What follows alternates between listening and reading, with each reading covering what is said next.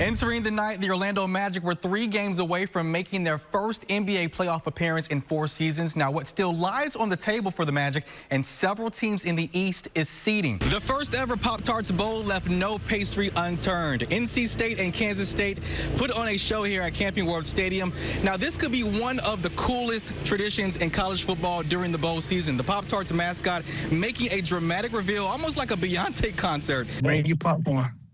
I make people in wheelchairs stand up.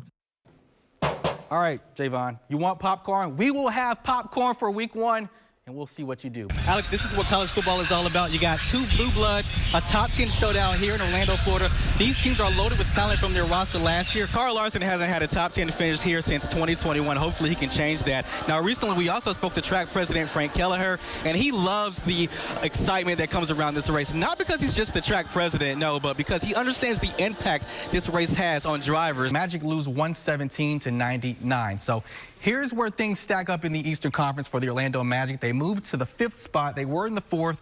The New York Knicks clinched tonight with a Heat loss.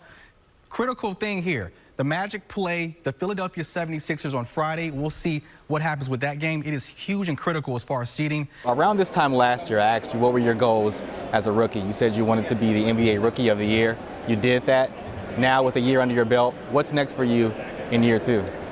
I think for me, as far as individual goes, I want to be an all-star. Coming across the finish line, a magical moment of history.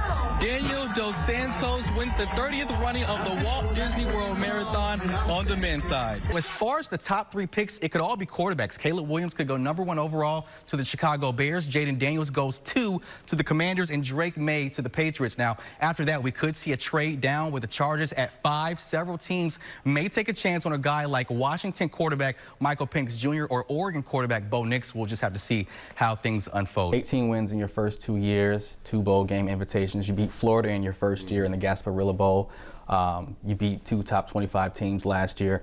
Are you proud of what you've done so far, or do you kind of look back like, oh, could have done just a little bit more? Yeah, the first year, we had so many crazy injuries. Ever since this Cruise National Championship, they've been on the water for 4 hours every day training for the Royal Regatta. Then once they get to England, they'll prepare for another week and a half for competition. The City Beautiful welcomes the nation's elite male and female long-distance runners for the 2024 U.S. Olympic Team Trials Marathon. The runners will compete on a course that goes through downtown Orlando. Now, the Miami Dolphins have built an offense that seems just impossible to stop. Head coach Mike McDaniel took over the Dolphins in February of last year. Most importantly, he's helped rebuild Tua's confidence. Today, we saw the Fins at their best today against the Denver Broncos.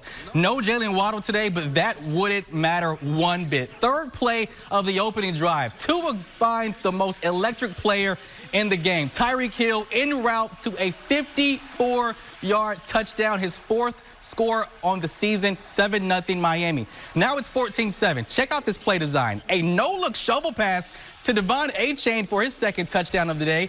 After the game, Achane said they practice plays like this all the time. Great execution today, 21-7 Miami. Under 2 minutes left in the first half. They give it to the other guy, Raheem Mostert. The Dolphins' backfield was busy today. Touchdown #1 for Mostert. Miami's defense forced a turnover, so Miami gets the ball back, and Mostert finds the end zone again. He had 4 total touchdowns in the game for 82 rushing yards, 35-13 Dolphins at the half. Now it's 49-13 near the end of the 3rd quarter.